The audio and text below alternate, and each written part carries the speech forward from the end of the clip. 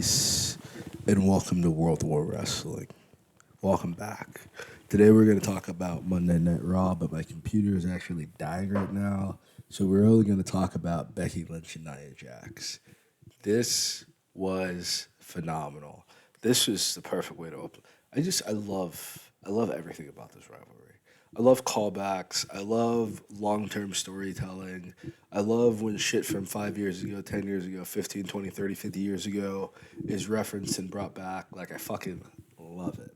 Even though I don't get, like, some of the references that are over, like, 20 years old, because I'm only 30 and I just wasn't alive during that time period, I love the callbacks regardless. I love when it's referenced, when people are giving homage and homage to other people.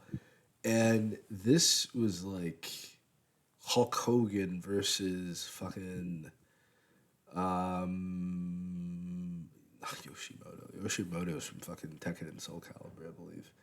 God, Yokozuna. Just the aura that Becky Lynch has as woman champion. She's not even the champion right now. She's just the man. It's just otherworldly. It's beyond any appeal that either side has, male or female. It's just like incredible. I'm playing Raid Shadow Legends. I'm not sponsored by them, but I still play the game. I like the game. It's a good game. It's very grindy. You may not like it, but I don't know. I'm not getting paid by them though. There's so much history here. Um, I didn't see the winner of the match.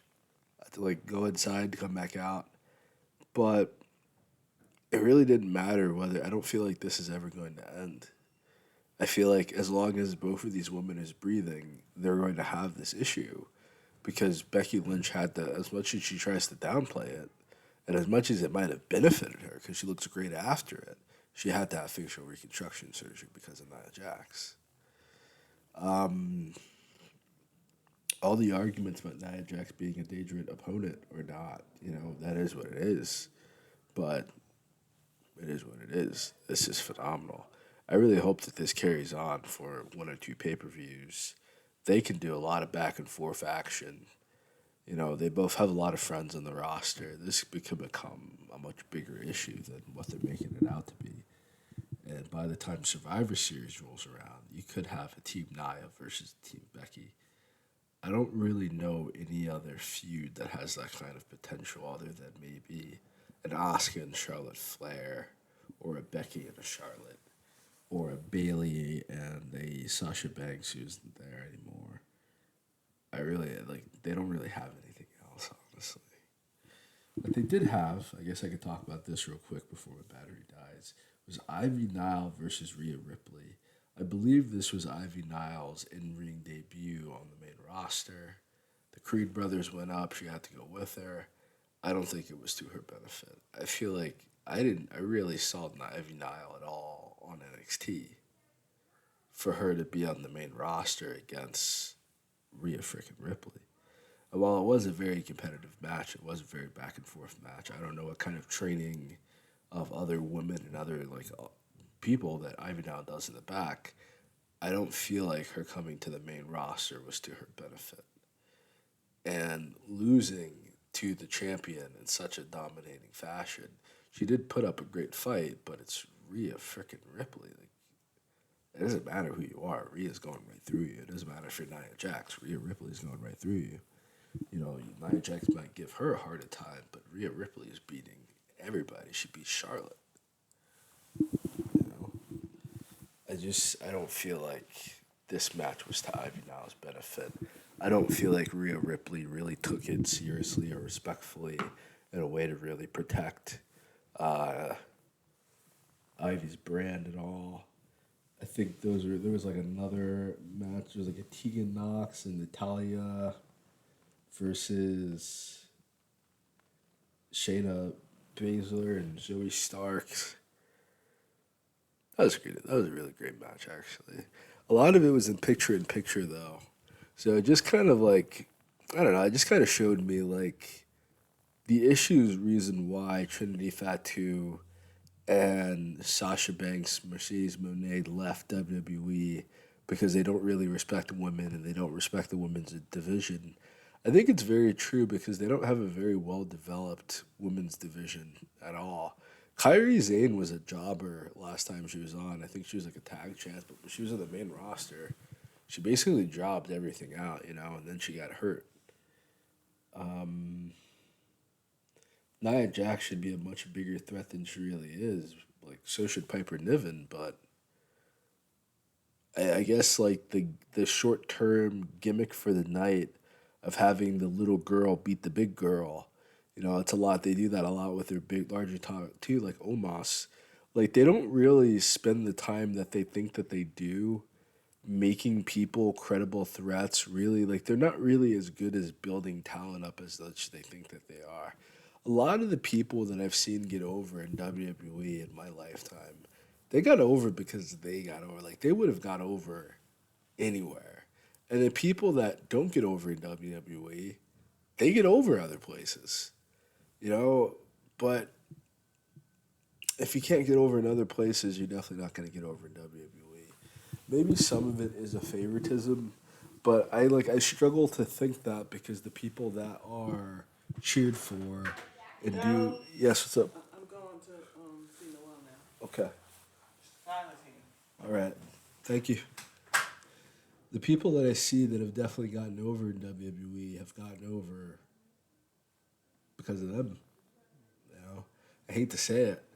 I feel like Shayna Baszler and Zoe Stark should be the most over tag team in WWE, male or female.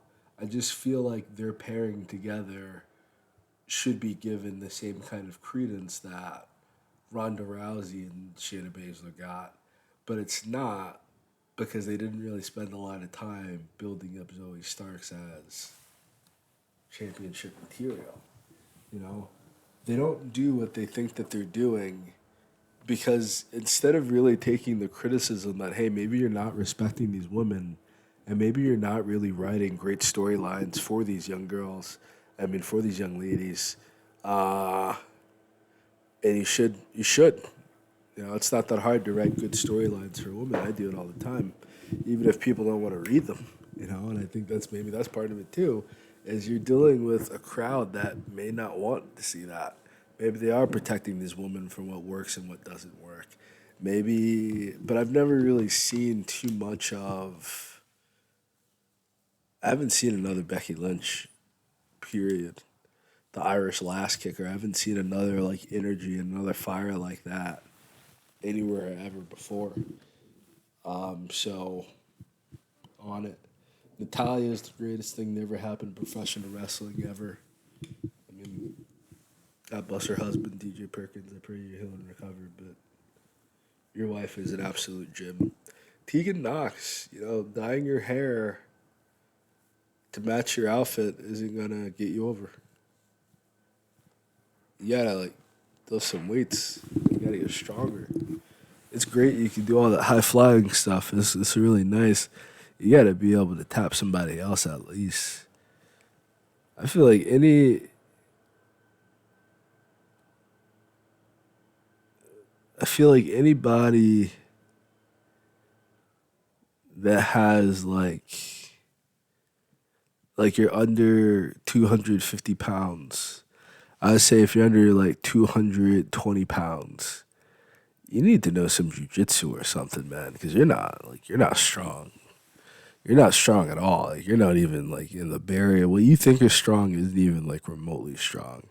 And you need to like really look at the upper limits and barriers of power and strength to really see what you could do. Because it's great. I don't want to get too big. It's like yeah, but you're in a competitive industry in which people are beating the shit out of you. Whether you think it's real, you think it's fake, you think it's scripted, you think it's a shoot. You know, people are beating the shit out of you for a living. You're taking bumps for a living. You can't be a tiny little scrawny porcelain white girl in professional wrestling. It's not gonna happen. It's moved. It may not be at the level that people think, because if they're comparing it to the guys, then yeah, women's wrestling has a long way to go until they're doing a lot, until they're comfortable seeing a young lady do a lot of this stuff. But it has not evolved and gotten to the point in which, you know, we're there yet. You're at this highly competitive, highly aggressive era of women's wrestling where these young women are really beating each other up. They're really wrestling each other. They're really going out there and putting a beating. They're really hurting each other, really breaking each other up. And you can't just be an Ariana Grace or be a Tegan Knox and expect to make it. You know, this is Madison Rain, for instance, very tiny, very, very tiny, knows every single submission and every single hold. She is an amazing wrestler. She's an amazing technical wrestler. And nobody can out wrestle Madison Rain. But you put her against Nia Jax, it don't matter. It don't matter what you could do against her. She's not winning. She might trick her up. She might, but she's gonna take an ass whooping. You put her against Rhea Ripley, she's gonna get killed. She's gonna get slaughtered. You need to get tougher. You need to build some muscle. You know, dyeing your hair ain't it. Like it's not gonna be an external change that's gonna make you a woman's champion. I could see Tegan Knox as a woman's champion. I could see Tegan Knox as a world tag team champion, but not tiny Tegan. You gotta build some muscle. You gotta be competitive. Look at Jordan Grace. Look at all the fat that Jordan Grace has lost. She's always been all muscle, but she's always been a little chubby girl. She got on that Jonathan Gresham routine. She is shredded to the socks. People think she's on something. No, she just lost all the fat. She already had the muscle. She just lost all the fat. You gotta put some muscle on. I'm gonna do the guys in another video once I get my charger or something, or I might take a little bit of break and revisit this. But these are all the ladies' matches of professional wrestling for the night. Very highly competitive, very interesting. I just wish that the best match. I don't know. I have to like rethink. Seth versus McIntyre was the main event. I don't think I watched it. I wasn't really interested. You know, I don't feel like Drew McIntyre was beating Seth Rollins. I feel like his contract is going up or something and he's leaving. But Nia versus Becky was great. I'll revisit that once I rewatch it. Um, Ivy Nile versus Rhea Ripley, very competitive, but I don't think anyone's touching Rhea Ripley. I don't think anyone's touching Rhea Ripley because she's exactly she's strong. She used to be a little flacco, tall, lanky, awkward girl, but now she's ripped and muscular and plump where it counts. Like Natalia's strong. She's tough. I feel like Natalia might suffer that she's not as outwardly athletic as the other girls are. I don't mean that in like a way that her body looks. I mean that in the way her body moves, and she's just not really like moving and grooving, running, hopping, and jumping like everybody else is doing. I don't see her doing that. I don't really feel like that's Natalia's skill set at all. But Shayna Baszler, Zoe Starks, I feel like I feel like they could beat anybody. If you saw what Zoe Starks can do on NXT, she can beat anybody. You know, the times that they use Shayna Baszler, I don't forget when Shayna Baszler came to the fucking elimination chamber and beat everybody. She's the most dangerous woman on that roster. She beat Ronda Rousey. You know, I don't feel like whoever's writing for the women really have a vested interest in being the next evolution of women's wrestling. There's just a lot of stagnancy. Like, okay, well, we've gotten back from a lot of this, and they tried to go back to the old school days with Mandy Rose until like her OnlyFans account or some shit like that. I don't fucking know what happened with Mandy Rose. I don't have an opinion on women doing OnlyFans or anything like that. You know, it is what it is, man. But I feel like the next evolution of this, it don't matter what you look like. It don't matter how sexy you are. It matters how well you can wrestle. It matters how good you are on the mic. You know, you got a lot of ugly dudes that become world champion. The beauty standard in professional wrestling needs to go out the window. You know, the young women that are gonna be amazing professional wrestlers are not always gonna look like fucking models. You know, they're going to be attractive to certain guys, they'll have their own appeal, but they're not a stripper, they're a professional wrestler. And I feel like a lot of these young women that enter professional wrestling, they do this to be highly competitive athletes. They don't do it to be half naked. You know, if they are, it's because it's the ring attire. You know, sometimes, yeah, sure, you know, you're attractive, you want to utilize that. But I feel like if you get so lost in being a sex object, as far as like my female characters are concerned in my books, I feel like if a woman is too much of a sex object, yes, it could make the action scenes seem a lot cooler when she's in a dominant position, but if she's not, it kind of ruins both in a sense.